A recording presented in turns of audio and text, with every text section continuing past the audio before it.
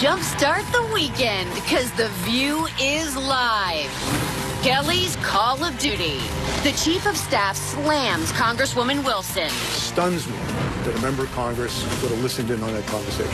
Why he says she's politicizing a fallen soldier. I'm a rock star now. Then, House Democratic leader Nancy Pelosi gives her political view on a D.C. broken in half and what happened at her dinner with the president. And it's Sunny's birthday, so we've got a superstar surprise in store for her. Plus, Sheila E's banging the skins and belting out her latest hit. Let's get this party started with Joy Behar, Sarah Haynes, Paula Ferris, Sunny Hostin, and Meghan McCain. Now, let's get things started. Despacito, vamos a hacerlo en una playa en Puerto Rico, hasta que las olas griten ay bendito, para que mi sello se quede contigo.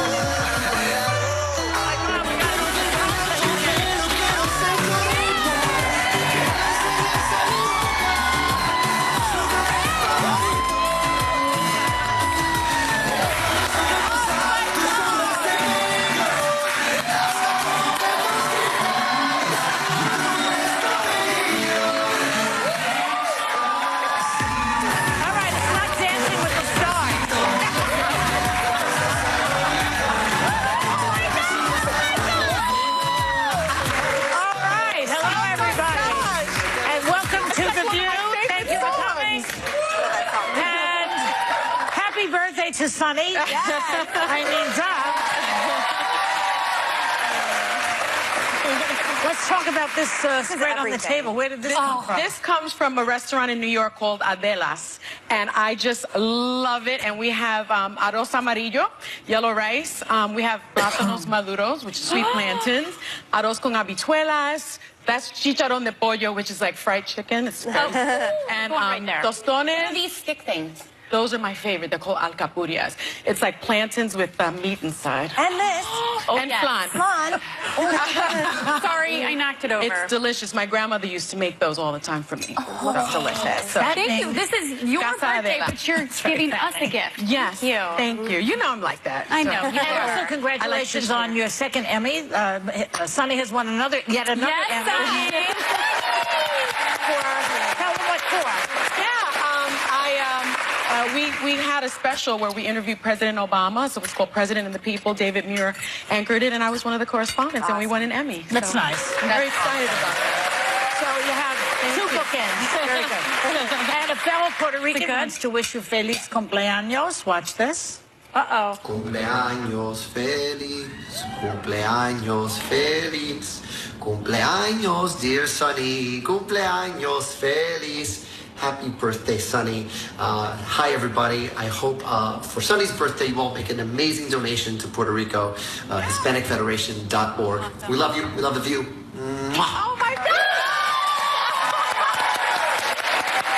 Oh, my God! What? That's so cool, Sunny. That was Manuel. Everybody knows who Well, that yes. Lin-Manuel Miranda. Lin-Manuel, the creator of Hamilton, the Hamilton? biggest show to hit Broadway in decades. And Lin-Manuel's new charity single, Almost Like Praying, is available. Proceeds will benefit Hispanic Federation, Unidos Disaster Relief. So it's for a charity, and so congratulations to all, especially to you. Happy birthday. Thank you. I mean, it's one of the, just very quickly, it's one of the things that I wanted to do today was sort of share my culture and share my birthday with our viewers, and also, of course, mi gente en Puerto Rico. We are really still struggling on the island. You know, if you think about it, 3 million Americans, because we are American citizens, still do not have power. 1 million American citizens still do not have water, drinking water. That's terrible. So it's really just a humanitarian crisis, and I really do hope that people will find it in their hearts to help Puerto Rico. Yes, okay. All right. So let's do some hot topics. The Chief of Staff, John Kelly, held a press conference yesterday, and he hit back hard at the Florida Congresswoman who was in the car with the widow of a fallen soldier when Trump called her. Here's what Kelly had to say. I was stunned when I came to work yesterday morning and brokenhearted at what I saw a member of Congress doing. A member of Congress who listened in on a phone call from the President of the United States to a young wife, and in his way tried to express that opinion. He's a brave man, a fallen hero. But I just thought the selfless devotion that brings a man or woman to die on the battlefield, I just thought that that might be sacred. So, what do you think Kelly wanted to accomplish with that speech?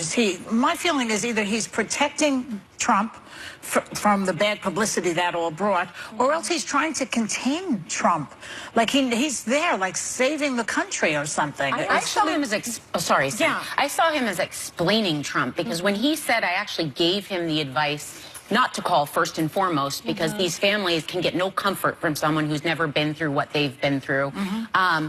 And also when he said what I was telling him, I had shared what had been told to me that comforted me, which is, you know, your son was with his friends doing what he wanted to do. Now, the way General Kelly said it was more eloquent, but it did explain to me. How did Trump say it? Well, Trump said he knows what he signed up for. Like, his language was, if that's true, it was a little different, but it did make me understand a little more what his intention was. And although I think if I were Trump and know that I sometimes fumble on words or they don't come out like I intend, you know, I may have gone with what General Kelly originally said, which is don't call. But Trump said he didn't say that at all. He said that they were lying. He didn't say it necessarily in that context. And I think, back to your question about General Kelly, why he wanted to do this, he wanted to do this. This is out of his own volition. He said Trump didn't force him to do this. And he's also speaking from experience. He lost his son in Afghanistan.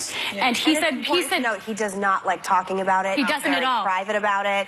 For him to go, I was actually not shocked, but I was very surprised that he would talk about it so openly, and talking about walking around Arlington Cemetery. It needs to be emphasized the degrees that this man has gone to not talk or politicize his son's death. Politicize his son. And he said when he was told, but as you said, Sarah, that he told the president not to call the family, but when he was called by the general to inform him of his son's death, it was basically the same thing. He was doing exactly what he wanted to do when he was killed. He knew what he was getting into by joining that 1%. But I also want to say shame on the media, shame on the Congresswoman, shame on Trump for politicizing an issue, because I don't think any of us here at the table can name the four soldiers that died in Niger, that lost their lives, who are Sergeant LaDavid Johnson, Staff Sergeant Brian Black, Staff Sergeant Jeremiah Johnson, and Staff Sergeant Dustin Wright. And we had to dig in many of the articles where this has been a huge topic. You can't even find their names. And I just want to say shame on us that we politicize this. And I think, you know, it made me understand what Trump's words. Like, Sarah, I think it was like a bad game of telephone. I think that, right, we were talking about it in the make room. He would lose it immediately, because what General Kelly said was he was with his friends. He was doing what he signed up to do. He knew this was a possibility of war. He died doing what he loved to do. Now, if I'm a grieving mom and I hear that, that may give me some solace. The solace doesn't come when you say, well, he knew what he signed up for. And he waited a long time to even call him. It was really misconstrued. And we didn't know what the context was. Remember, Megan, we were saying, what was the context during the conversation? And playing a game of telephone with this, which is why I said this is really nuclear, as you put, for everyone involved. This is sacred to all Americans. And the idea of having a soldier's death, which we have gone so far off course on his death, and by the way, the circumstances surrounding them, which is still something I'm sure we'll be talking about for months on end. Investigated. But for me, watching General Kelly, whatever you think about the Trump administration, the generals that President Trump has chosen for his administration are the best of the best of the best. And I think that we need to have some respect for what he was saying. But I do think politicizing, which I know this word has been said over and over again, but politicizing the death of soldiers, really, for me, this is rock bottom for the administration, for the media, for the military, all the way around. We have to remember that the president started politicizing it by comparing his response to Obama's response. And that's how it became political. And maybe he should not make any of these phone calls anymore. But let's it be clear, all the way around. With Trump, with the media, with the Congresswoman, all the way around, everyone is in the wrong on this. I agree. Well, maybe. I mean, I respect General Kelly. It's Trump I have a problem with. Kelly, I have respect for. I have a problem with Congress. I'm not sure what his angle was here. But I think it was genuine. I think so, but I think that the guy has a heavy duty trying to protect this president from himself. And that's what I thought he was doing. We'll be right back with more Hot Topics.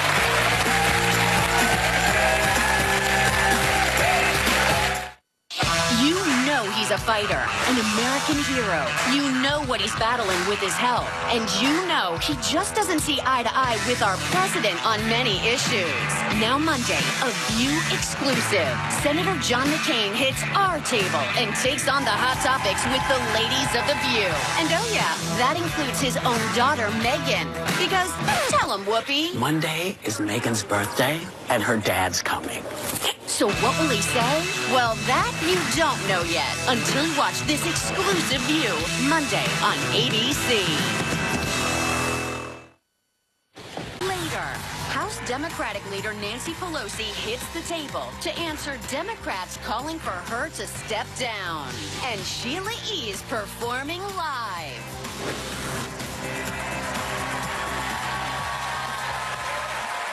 Welcome back. This pina colada is so good. I know. I can't even talk about it. The food. They've been talking about the food at the break. I'm going to that restaurant. Puerto Rican food is Casadela is fantastic, but it's comfort food. Yeah. It's soul food. Okay, so we're talking this morning about John Kelly, General Kelly, and his call, his response to the call from Donald Trump, wait a minute. Read the prompter so I make sure I get it right here. Okay, Frederica Wilson, who is the congresswoman that basically, you know, took this whole thing out there and put it in the spotlight, and he really did go after her in what he said yesterday. So, but here's what she says about all of a sudden hoopla around her. That's it. You mean to tell me that I have become so important that the White House is following me and my words? This is amazing. It's amazing. That is absolutely phenomenal. I have to tell my kids that I'm a rock star now.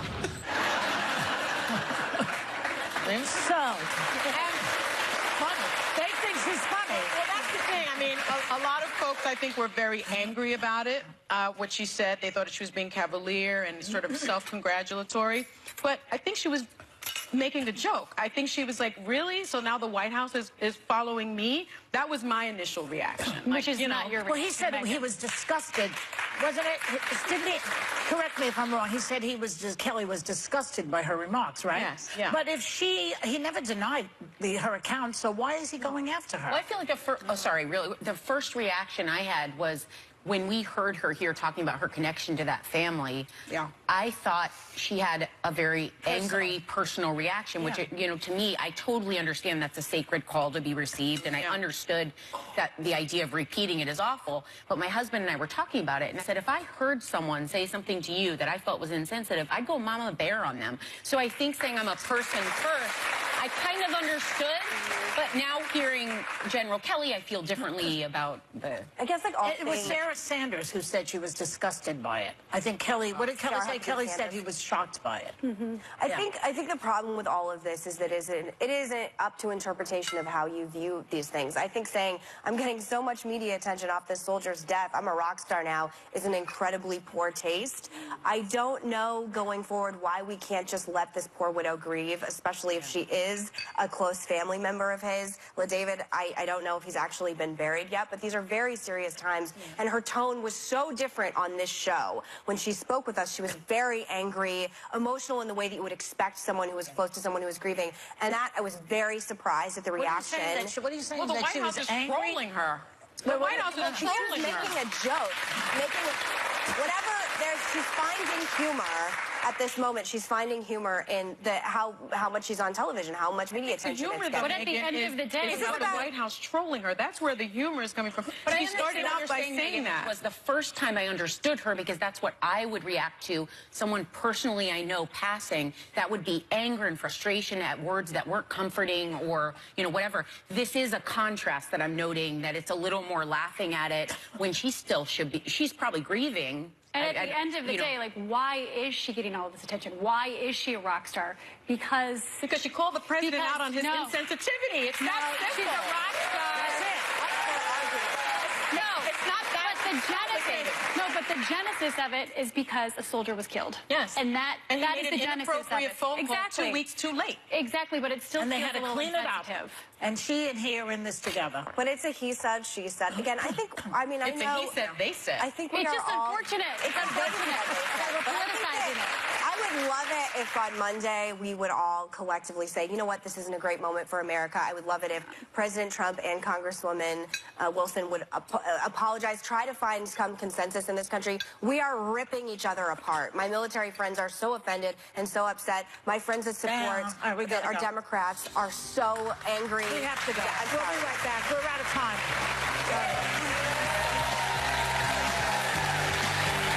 Why does House Democratic leader Nancy Pelosi say President Trump officially went rogue last week? She's hitting the table live next.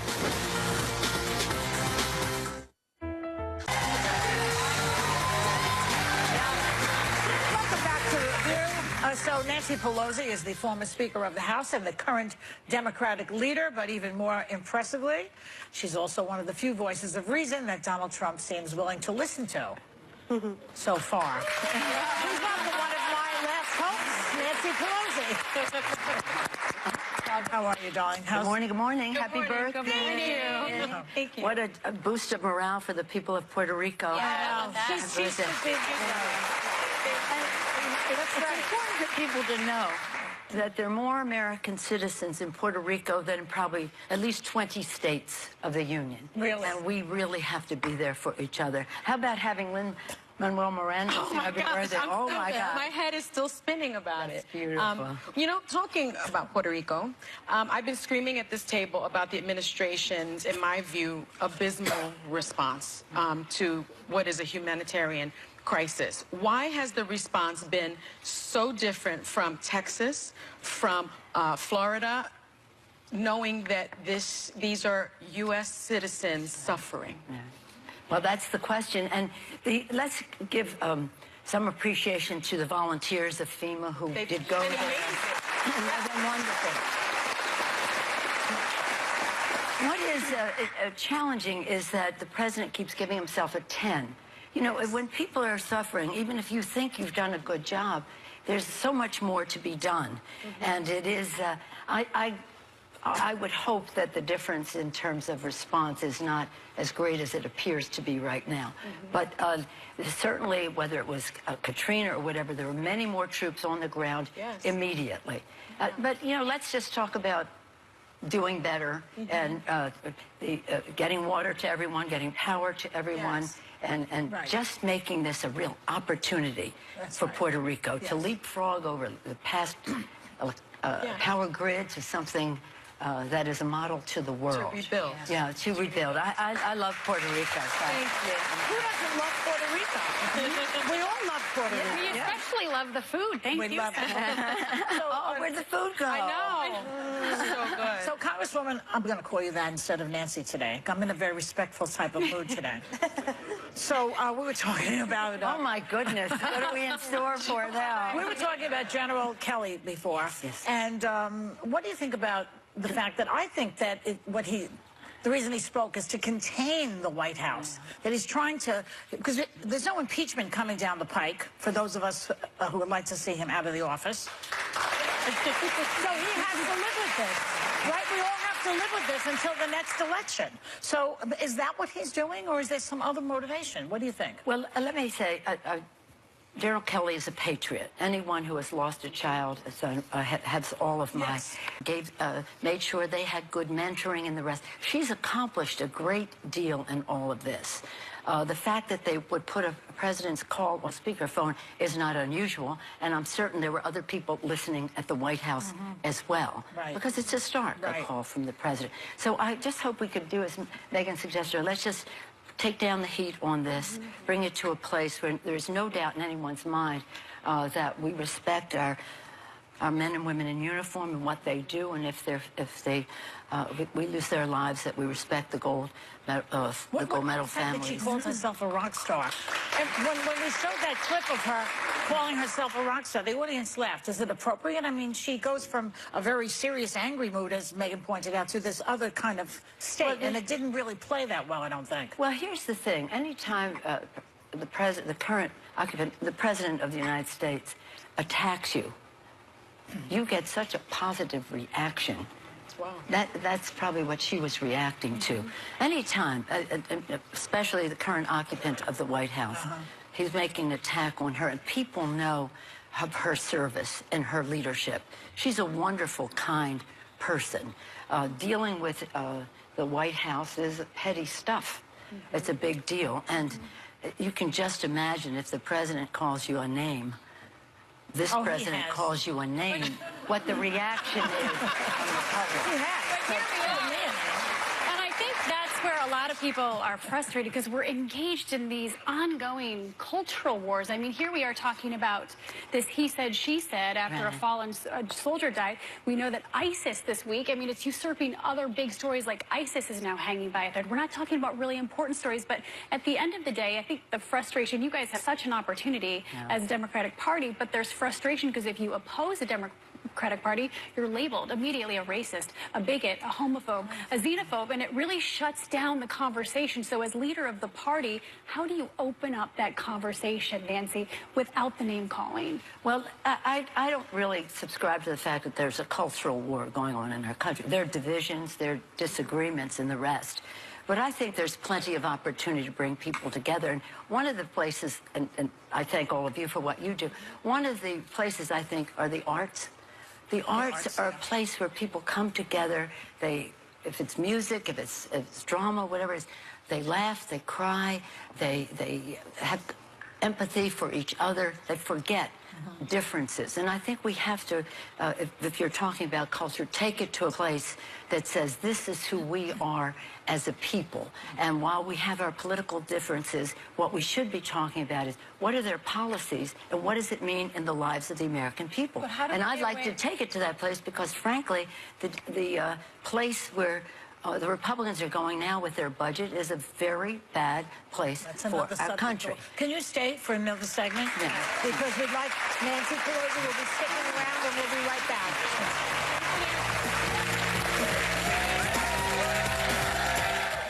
Let's hear it for getting more for less, and more of the best at Ash. How that played out?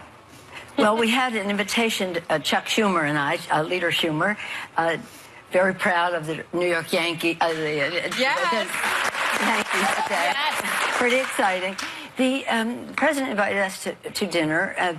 Part of what we wanted to say to him is we have some challenges with some of the things you've done in terms of the Affordable Care Act, walking away from the Paris Agreement. DACA was one of the well, we'll get to DACA, but you know, we had a list of concerns that we were disappointed in the president's actions on them and said we need a confidence builder. We need a threshold we have to cross together where we have our shared values. And for us, that is DACA because it's on a very short fuse from what he had done. He didn't have to do that. That was really heartbreaking that he did what he did. You could say to Congress, pass a law, but not I'm putting a timetable on it. So we said to the president, this is our threshold. If we can have agreement on this and a confidence, then we can do other things. But if we don't have that confidence, it'd be very hard to go to other things. The president said, you know, he supported the DREAM Act. Now, we didn't have agreement yet on the... But he said he supported the DREAM Act in that meeting. Yes. And then in the previous meeting, he said if it came to his desk, he would sign it. But then he changed it the next day, I think, or a week later. He said there was no deal. So, well, there was no deal on there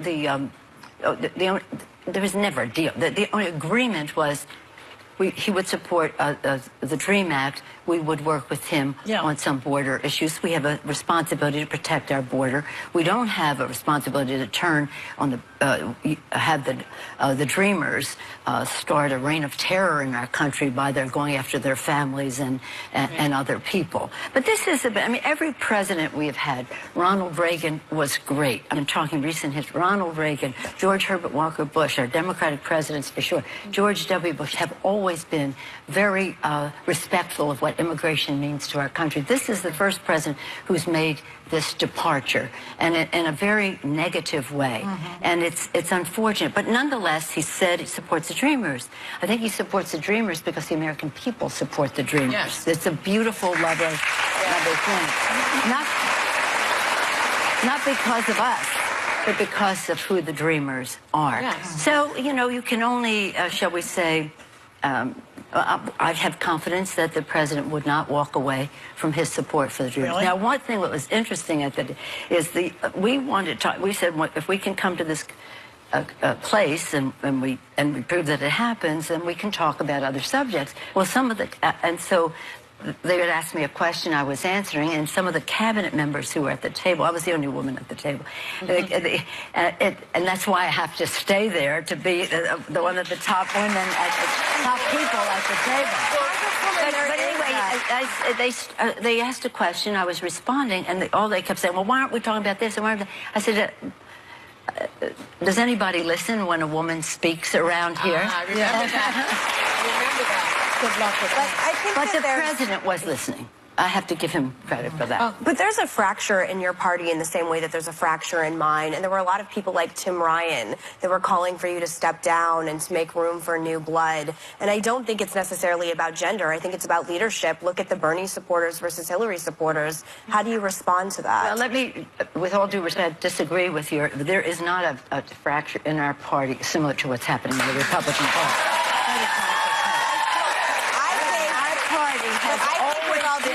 It's always been a dynamic party. It is not a rubber stamp party. It's always been a dynamic party, and that's the vitality of it. And you can name one or two people who want me to step down. I can name you an overwhelming number of people in my caucus. Now, I was ready to go home if Hillary won, and to have a woman at the top of the table to protect the Affordable Care Act, which is, for me, similar to Social Security, Medicare, Medicaid, Affordable Care Act. I had an important role in passing that. I felt a responsibility to protect it, and so I'm here to do that. But I feel very confident in what I'm doing and support that I have. But it is, please don't think that it is anything like the fracture that is in the Republican Party. We have the... It hasn't stopped us from winning, though. I mean, President Trump is in the White House, so there's a breakdown someplace. Well, I think this is our turn. This is the first time since 2006 when we won the Congress, and I was the leader at the time. This is the first time that House, Congressional, Chuck and I, then it was Harry Reid and I, that we are the ones who are communicating with the American people on this. We have a better deal, better jobs, better pay, better future for the American people. We feel comfortable with that, but we have to get the message across. It's one thing to have a message. It's another thing to connect. That's the word. To connect. Yeah. A big thank you to Congresswoman Nancy Pelosi. We'll be right back.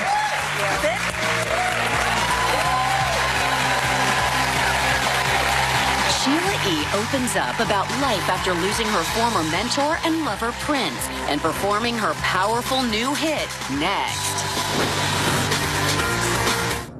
Today, Senator John McCain hits our Hot Topics table in a View exclusive. Then, get a look at this week. The Bush twins, Jenna and Barbara, both drop by. Wow. Plus, the fabulous Gabourey Sidibe, the hilarious Dennis Leary, Darius Rucker brings down the house, then Miles Teller and Dr. Phil himself make house calls. It's all happening next week. Yeah! On The View on ABC.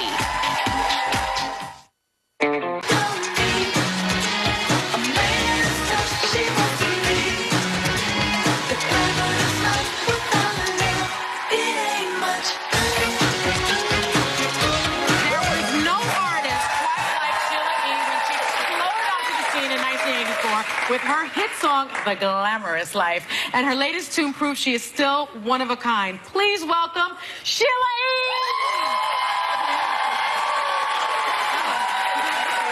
So the last time we spoke with you was right after Prince passed away.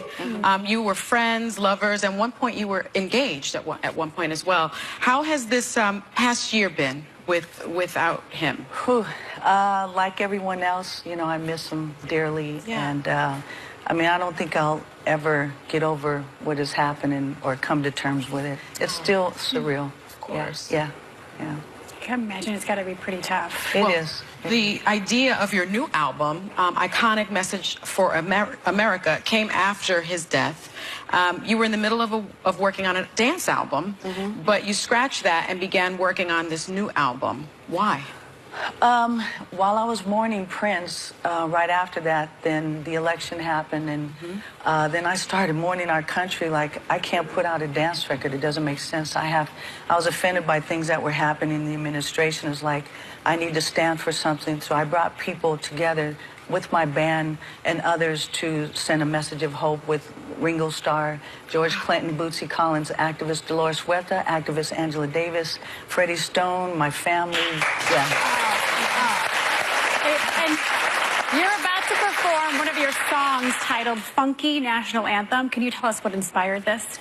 My love for this country that we live in, and hope for the people. And I hope that we can do something through this message. And speaking of the message, you chose to show video of a flag upside down, which a lot of people might interpret as disrespectful. It is a sign of distress. So what are your intentions by using this particular footage? Well, our country is in distress right now. So, I just hope, you know, that we can come together. Hatred has divided us, and it's an awful thing. And I know that love, we can unite people together, and we should stand in this country. What it stands for is freedom, unite people, justice, and we can do that through love, but we have to get rid of hatred, you know. That's right. That's right. Well, here to perform a medley of her classic hit, The Glamorous Life, and her new song, Funky National Anthem, off her new album, Iconic Message for America, is Sheila E.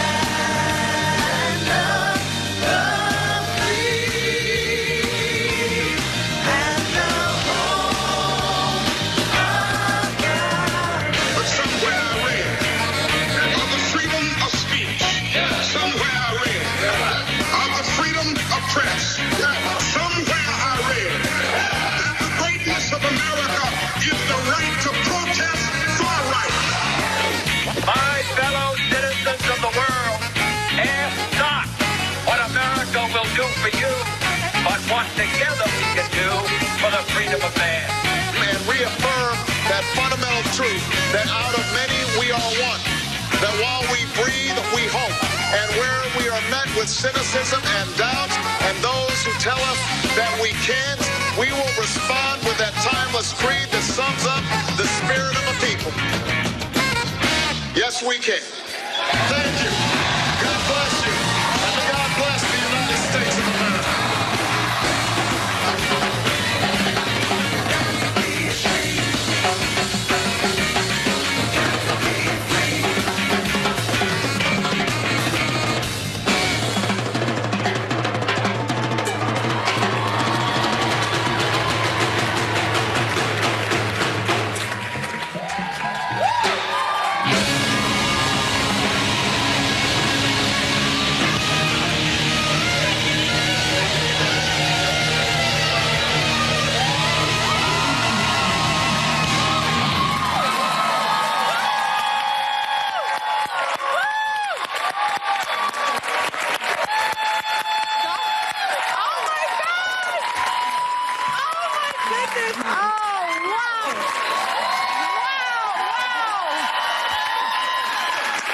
Sheila E. We'll be right back.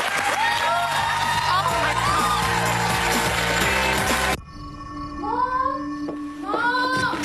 Kyle, we talked about this.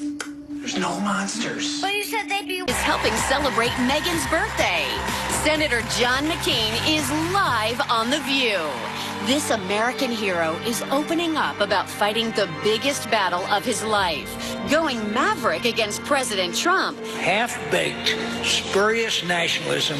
And how he feels about his daughter joining this crew at The View.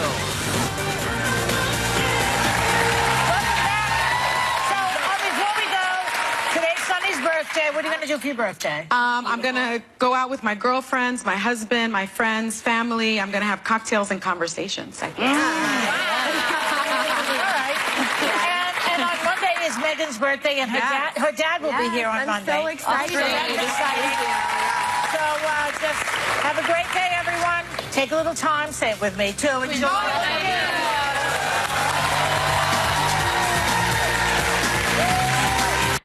Issue 2 is being pushed by a California healthcare CEO.